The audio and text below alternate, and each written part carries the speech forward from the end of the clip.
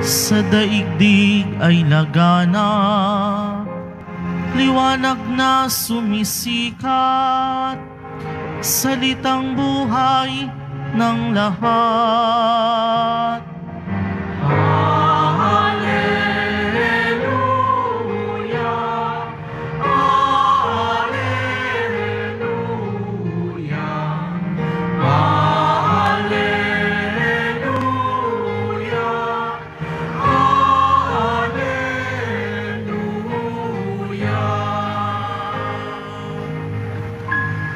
Sumainyo ang Panginoon at sumayo rin ang pagpapahayag ng mabuting balita ng Panginoon ayon kay San Mateo. Papuri sa iyo, Panginoon. Noong panahong iyon, umalis ang mga Pariseo at pinag-usapan kung papaano nila masisilo si Jesus sa kanyang pananalita. Kaya pinapunta nila sa kanya ang ilan sa kanilang mga alagad, kasamang ilang tauhan ni Herodes. Sinabi nila, "Guro, nalalaman namin kayo'y tapat at itinuturo ninyo ng buong katotohanan ang pag-ibig ng Diyos na gawin ng mga tao. Wala kayong pinangingimian sapagkat pareho ang pagtingin ninyo sa tao. Ano po ang palagay ninyo? Naayon ba sa kautusan na bumuwis sa Cesar o hindi?" Ngunit batid ni Jesus ang kanilang masamang layon, kaya't sinabi niya, "Kayong mapag-imbabaw, bakit ibig ninyo akong siluin? Akin na ang salaping pambuwis." At siya'y binigyan nila ng 1 denaryo. "Kaninong larawan at pangalan ang nakaukit dito?" tanong ni Jesus. "Sa Cesar po," tugon nila. At sinabi niya sa kanila, "Kung gayon, ibigay ninyo sa Cesar ang sa Cesar at sa Diyos ang sa Diyos."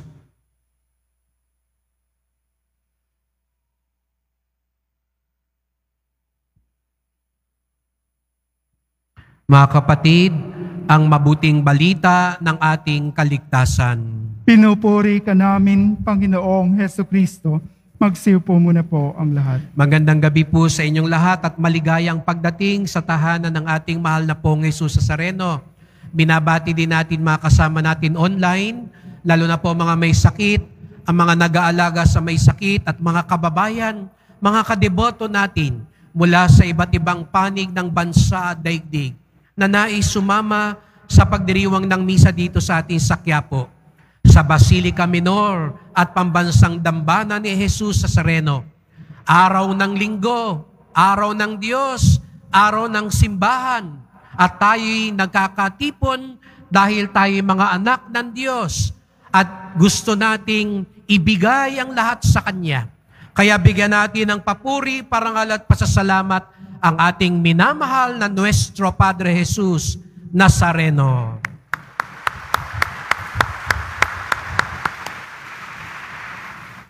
Tuwing tayo'y nagsisimba, gusto natin sabihin sa Kanya, "Inaalay namin ang lahat sa iyo.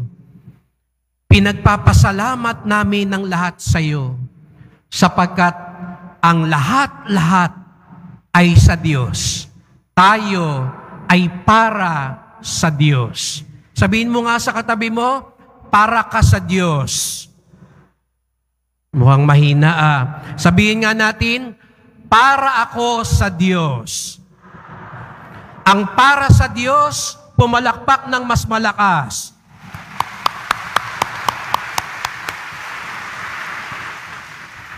Hindi tayo para kanino man. Tayo'y nilikha para sa Diyos. Nagmula tayo sa Diyos at babalik tayo sa Diyos. Meron daw dalawang magkaibigan na parati dito sa Quiapo. Matindi ang pangangailangan, medyo nahihirapan na, kaya nagdasal sila sa mahal na Senyor. Narinig pa nga nung kaibigan yung dasal ng kasama niya, sabi niya, "Mahal na Senyor, hirap na po ako. Wala akong trabaho ngayon, wala kaming makain. tulungan nyo naman po kami. Tulungan nyo po ako makapagsimula man lang ng kahit konting kabuhayan. At humiling pa siya, sabi niya, pwede ho bang bigyan nyo naman ho ako kahit 2 manok lang para makapagsimula ako. At pangako ko po, pag binigyan nyo ako ng 2 manok, yung isa sa inyo, yung isa ang sa akin. Lahat ng galing doon sa isa, ibabalik ko sa inyo. At yung isa naman, ibalato nyo na po sa akin para pangkabuhayan ko na yun. Tulungan nyo na po ako. Dinig na dinig nung kaibigan niya yung dasal. At ganun na nga ang nangyari. Paglabas pa lang nila ng simbahan, nandiyan pala sila sa Plaza Miranda. Siguro nagkaroon ng clearing operations dito. Nagkagulo sa palengke. Siguro nagkatumbahan ng mga paninda dyan. Laking gulat niya, pagtayo niya ron, may 2 manok na nando sa harapan niya. Sabi nung kaibigan niya, ang bilis naman ng sagot sa dasal mo, pare. May 2 manok na. Sabi nga niya, oo nga no, talaga naman. At tumingin siya, wala namang humahabol dun sa manok. At hindi lumalayo sa kanya. Kaya napatingin siya uli sa simbahan, kumaway na siya. Mahal na Senyor, salamat. Ang bilis ng sagot. Inuwi na niya yung 2 manok. At sabi niya, pangako, yung isa sa inyo at isa sa akin. Sabi niya sa kaibigan niya, yung isa manok ng Senyor at isa yung sa akin. At di kalaunan sa pag-aalaga niya ng itlog, yung manok. 3 itlog. Dinala niya yung 3 dito sa simbahan. Sabi niya sa opisina, galing po yan sa manok ng Senyor. Inaalay ko po at ibinabalik ko po. Yung isang manok ng itlog din ng 3, pinangkainan nila sa bahay. Sabi niya, salamat po. Habang tumatagal, dumadami yung itlog. Nag-anim, nag-1 dosena, lagi siyang bumabalik dito sa Quiapo. Ito po yung galing sa manok ng Senyor. At yung iba, pinagbibili na niya. So, nagkaroon na siya ng kabuhayan niya. Ngunit isang araw, napansin niya, matamlay yung mga manok. Sabi niya sa kumpare niya, sinisipon. Alam niyo ba kung paano sinisipon ng manok? Tinuruan ako ng lolo ko na pagmasdan yung manok kung may sipon. Sabi niya, may sipon, may sakit. Matamlay. Ginamot niya. Di kalaunan, sa kasamaang palad, namatay yung isang manok. Dumalaw yung kumpare niya. Sabi ng kumpare niya, kamusta na? Ito nga malas. Sabi niya, bakit? Ano nangyari? Namatay yung isang manok. Ano yun? Kaninong manok yung namatay? Sabi ng tao, yung manok ng Senyor, yun ang namatay. Sabi ng kumpare niya, paano mo nalaman yung manok ng Senyor yung namatay? Basta, yun yung namatay Yun yung manok niya. Yung natira, yun yung manok ko. Minsan mga kapatid, pag naghahatian na, yung para sa Diyos, yun ang nadadali. Yun ang nawawala. Yun ang binibitawan. At yung para sa atin, yun ang natitira. Hindi natin alam, bakit yun ang naging manok ng Senyor?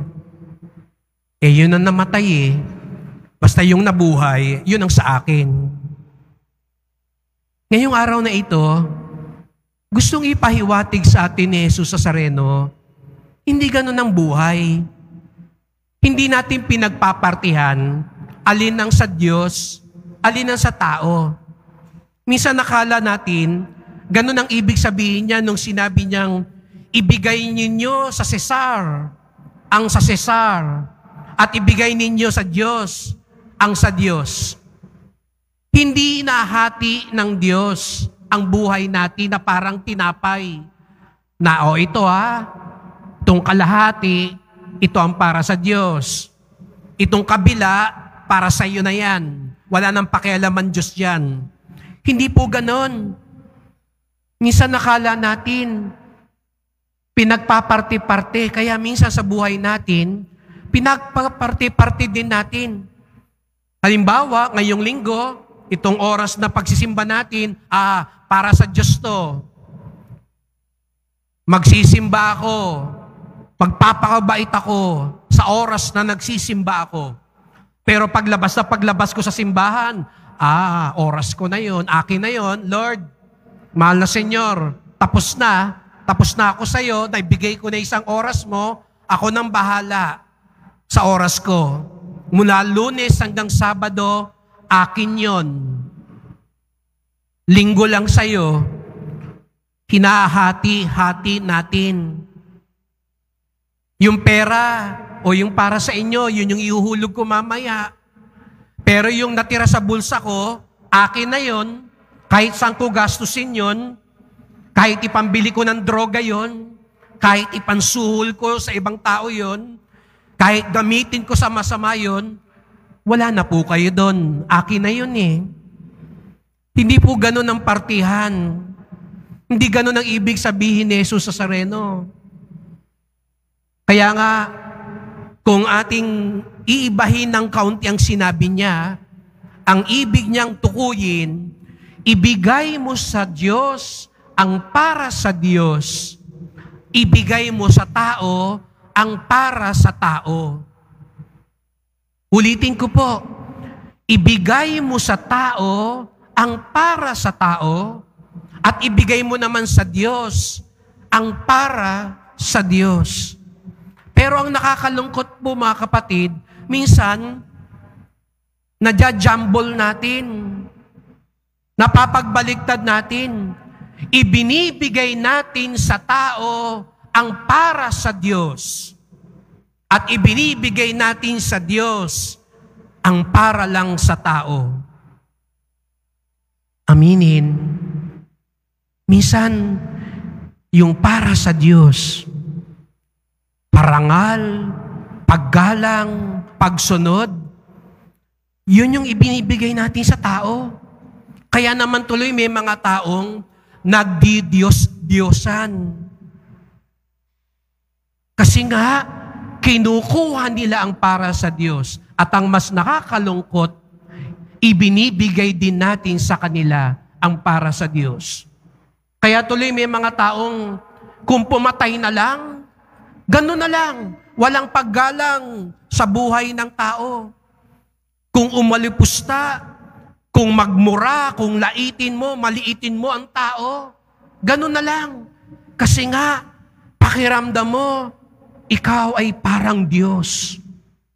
At ang mas nakakalungkot, tayo, minsan mga deboto pa, hinahayaan natin ang mga Diyos-Diyosan dito sa mundo na gawin yun sa mga tao. Ibinibigay pa natin sa kanila ang paghanga. Ang galing! Pumapalakpak pa tayo, tumatawa pa tayo, humahangat, sumusunod pa tayo sa kanila. Kaya sa halip na ibigay natin sa Diyos yung mga bagay na yon, ibinibigay natin sa tao. Nabigyan ka lang ng konti na pera, ngayon mag-i-eleksyon na, nabigyan ka ng konti, nabigyan ka ng pabor, dahil kaibigan mo, ikaw na. Pero yung sasabihin ng Diyos, doon tayo sa totoo, doon tayo sa mabuti, doon tayo sa tapat. Parang manok ni Senyor, yun ang nadali, yun ang binitawan, yun ang iniwan. Ibigay sa Diyos ang para sa Diyos. Kaya nga, sa unang pagbasa, ipinaalala ni Propeta Isaías kay Ciro. Sino ba si Ciro? Si Ciro daw ay isang emperador, hari, mandirigma, makapangyarihan. Pero dayuhan siya, hindi siya Hudyo.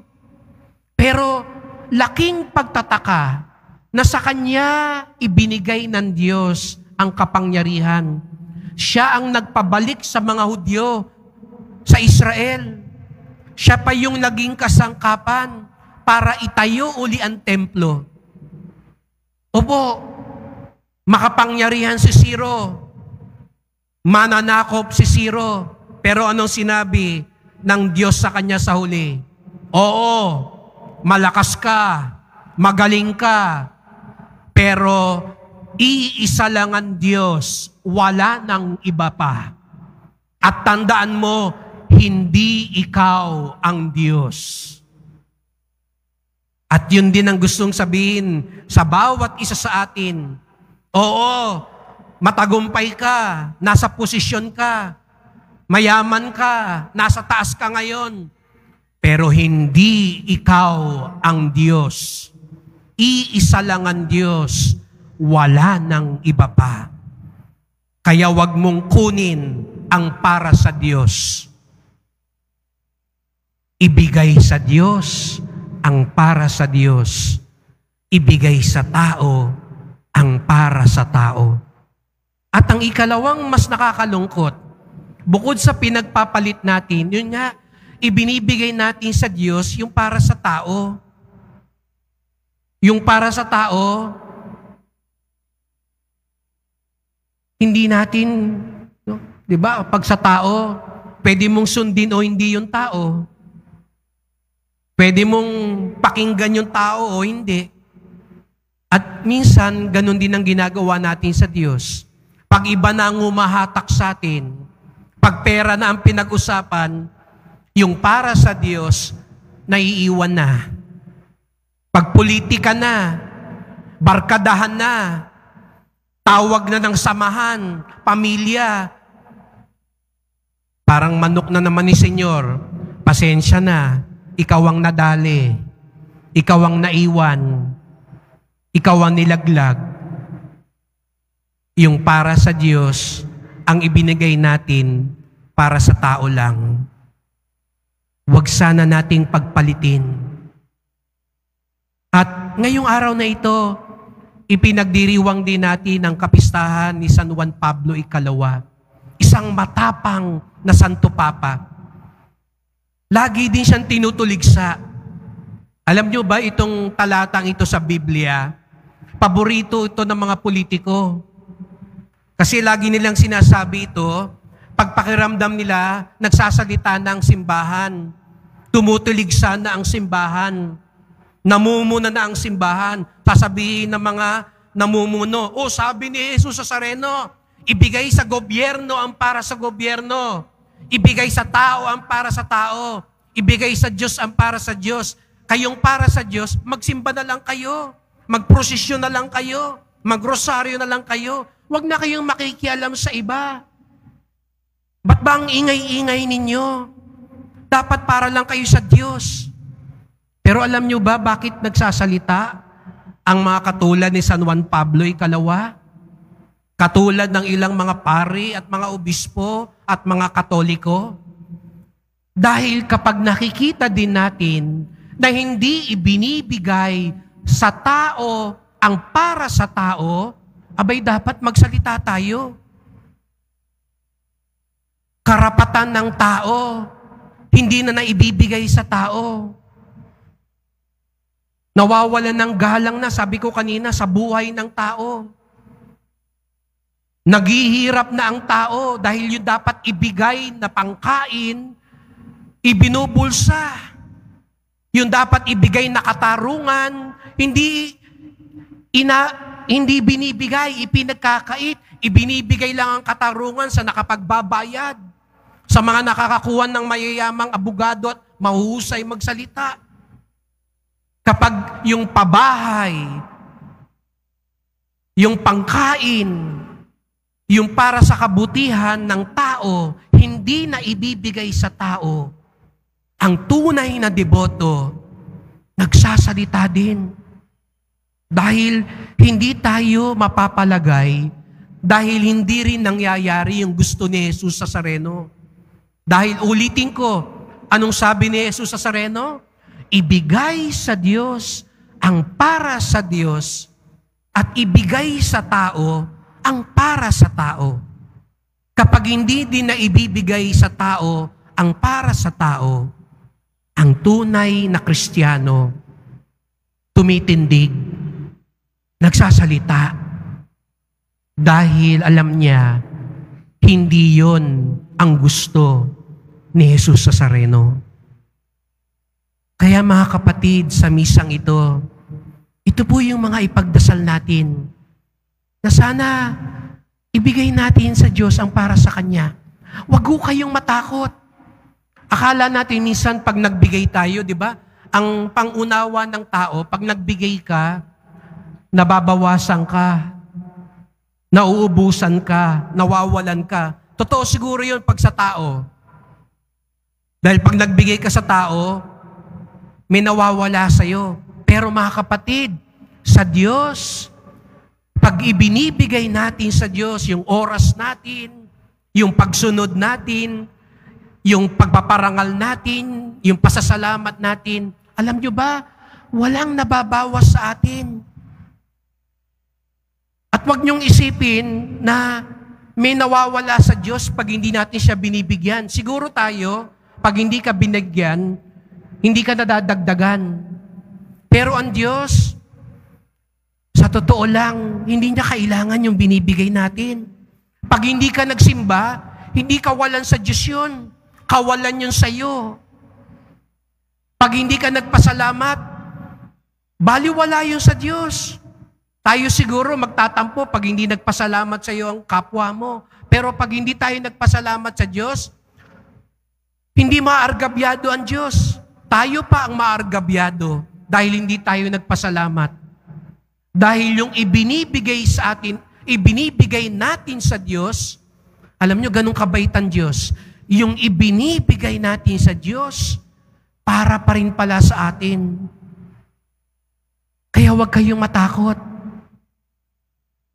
Sapagkat ang ibinibigay natin sa Kanya, sa bandang huli, para pa rin sa ating kapakanan. Kung nagdadamot tayo sa Kanya, akala mo ba, natitira sa iyo yon dahil ipinagdamot natin sa Diyos, lalo kang mauubusan at lalo kang mawawalan. Sa pagpapatuloy ng misang ito, sama-sama po tayo magdasal. Mahal na pong Jesus Nazareno, naririto po kami sapagkat nais naming ibigay at ialay sa iyo ang lahat-lahat. Ang aming buhay, ang aming pamilya, ang aming mga trabaho, ang aming mga pangarap at plano sa buhay. Sapagkat kami sa iyo. Sa iyo kami nagmula, sa iyo din kami tutungo.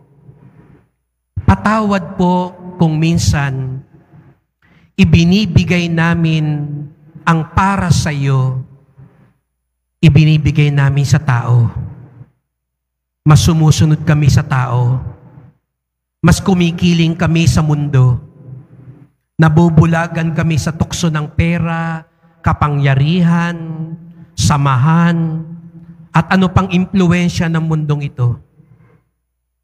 Ipaalala niyo po sa amin, mahal na pong Jesus Nazareno, na ang nagbibigay sa iyo, sumusunod sa iyo, hindi nababawasan, bagkus lalo mong pinagpapala, sapagkat ang nagbibigay sa Diyos ng para sa Diyos at nagbibigay sa tao ng para sa tao, ang tunay mong alagad at deboto. Mahal na pong Jesus Nazareno, kawaan niyo po kami, basbasan niyo po kami. Amen. Amen.